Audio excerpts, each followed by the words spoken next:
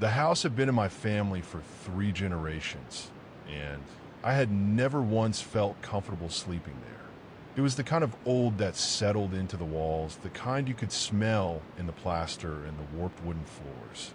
My grandmother had left it to me, and in those first quiet weeks, I told myself the sounds were only the house breathing, adjusting to the cold that came down from the hills each evening. I would lie in a narrow upstairs bedroom and listen. A low creak from the hallway, then stillness, then another, a little closer than before. I never got up to check. Something in the quality of the silence that followed each sound kept me very still beneath the blankets. It was the third week when I began to notice the chair. It sat in the corner of the sitting room, a high-backed wooden thing with faded blue cushions. Each morning when I came downstairs, it seemed to have moved just slightly, a few inches toward the center of the room. I told myself I was misremembering where I'd left it. I measured the distance to the wall with a piece of string one evening and tied the string to the chair leg before I went to bed. In the morning, the string lay coiled on the floor, and the chair was closer to the window, facing out toward the garden. I replaced the string. I sat across the room and watched it for a long time in the gray afternoon light. Nothing moved. The house was perfectly quiet. That night, I heard the creak in the hallway again, slow and deliberate, and then the soft sound of something settling just outside my door, patient and unhurried, as though it had nowhere else to be. Our next story. I moved into the old Mercer place in November, when the light was already failing by 4 in the afternoon. The house was cold in a way that had nothing to do with the season. The radiators worked fine. I checked them the first week, bleeding the air out of each one, listening to the water settle and tick through the pipes. But certain rooms stayed cold regardless. The sitting room at the end of the hall, the narrow closet beside the stairs, the corner of the kitchen where no one had thought to put a chair. I noticed the sounds before I noticed anything else. Not loud sounds, a drawer closing somewhere above me while I sat reading, the soft depression of a floorboard, the kind a house makes when it shifts in winter cold, except that the sound moved. Slowly, room to room, unhurried, as though someone were taking their time. I told myself it was the wood contracting.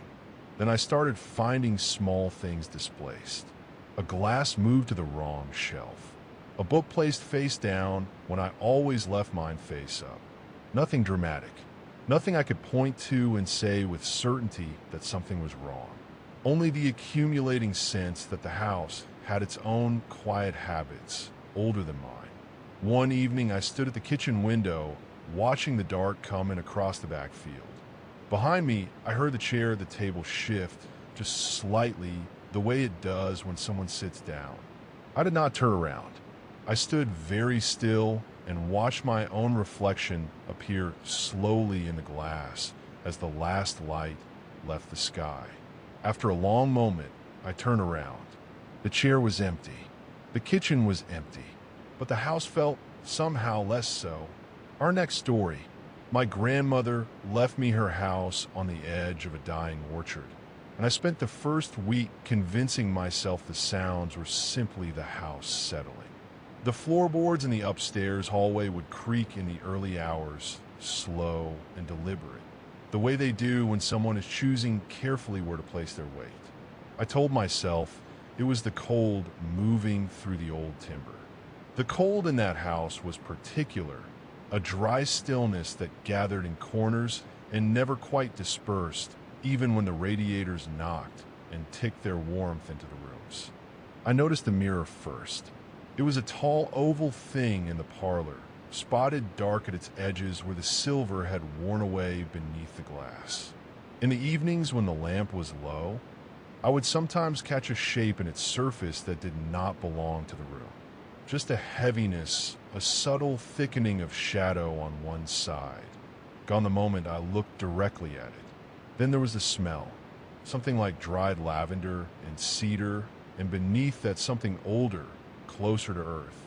It would arrive suddenly and leave just as quietly, and I began to notice it most often in the doorway of the small back bedroom, the one my grandmother had kept locked. The key had been on the ring she left me. I held it in my hand one morning for a long time, turning it over in the gray light from the kitchen window. I did not open the door. I am not certain I wanted to know what the mirror had been reflecting all those quiet evenings. Some things in old houses carry a patience that outlasts curiosity, and I had begun to understand that the house was simply waiting for me to stay long enough to understand. Our next story. The realtor called it a fixer-upper, and she was not wrong. I spent my first week there pulling old wallpaper from the hallway, layer by layer, each one a different decade. Yellow roses over blue stripes over something that looked almost like a map of nowhere in particular. The house settled at night the way old houses do, with low groans and the occasional tick of cooling wood. I got used to it. I made tea around 10, sat by the window in the front room, watched the empty road go dark between the streetlights. It was the smell I noticed first. Not unpleasant exactly. Something like cedar and candle wax, and something else underneath that I could not name. Something older than both. It came and went with no pattern I could find. Some mornings the whole ground floor held it. Some days nothing. Then I started waking at the same time each night. Not with a start, not with any particular reason. I would simply open my eyes and the room would be there, exactly as I left it, and the clock would read the same 4 digits it always did. I began leaving a glass of water on the kitchen table before bed. Not for any reason I could explain, just because it felt right, the way some gestures do. By morning the water was always level, always undisturbed. But the chair across the table faced a different direction each time. Slightly. An inch, maybe 2. Enough that I noticed, but not enough to be certain. I stopped correcting it. I stopped trying to keep track. The smell found me upstairs eventually, soft and unhurried. The way something patient moves when it has nowhere else it needs to be. Our next story. I inherited the house from an uncle I had never met, and the lawyer who handed me the keys seemed quietly relieved to be rid of them. The house sat at the end of a gravel road, surrounded by old oaks that had grown so tall their branches met overhead, turning the drive into something like a tunnel. I arrived in the last pale hour before dark, and I remember thinking the air inside smelled of something I could not name, something old and faintly sweet, like pressed flowers left too long between the pages of a book. I slept well enough that first night and the second. It was on the third evening that I noticed the rocking chair. It sat in the upstairs hallway, facing the window at the far end. I had not placed it there. I had not placed it anywhere. I assumed I'd simply not noticed it before, which seemed reasonable at the time. But the following morning, it was facing the other direction, toward the stairs, toward my bedroom door. I stood in the hallway for long while looking at it, and the house was very quiet around me, the way a room goes quiet when someone in it stops breathing. I began to pay attention to smaller things after that. The way one particular floorboard near the kitchen would creak at the same hour every night, regular as a clock, though I was never standing on it. The way the mirror in the bathroom sometimes seemed to take a moment too long to show me my own reflection. I told myself there were explanations for all of it. The house was old, and old houses have their habits, their settling and sighing. I still believe that mostly. I just wish I knew what the house was settling toward. Our next story. The summer I turned 32, I rented a room from an elderly woman named Cecile in the tall Victorian on Ashford Street that everyone in town seemed to know, but no one seemed to visit. Cecile was kind and quiet, and she left soup on the stove for me on cold evenings, and we passed each other in the hallways with small, polite nods. It was comfortable there in the beginning. The first thing I noticed was the mirror in the upstairs bathroom. It was oval and framed in dark walnut, and whenever I stood before it in the dim, early morning light, I had the sense that my reflection was a half second behind me. Not dramatically so, just enough to make me pause, to tilt my head slowly and watch, and feel the small hairs along my arms rise without cause. I told myself it was the quality of the glass. Old mirrors do strange things. Then I began noticing the doors.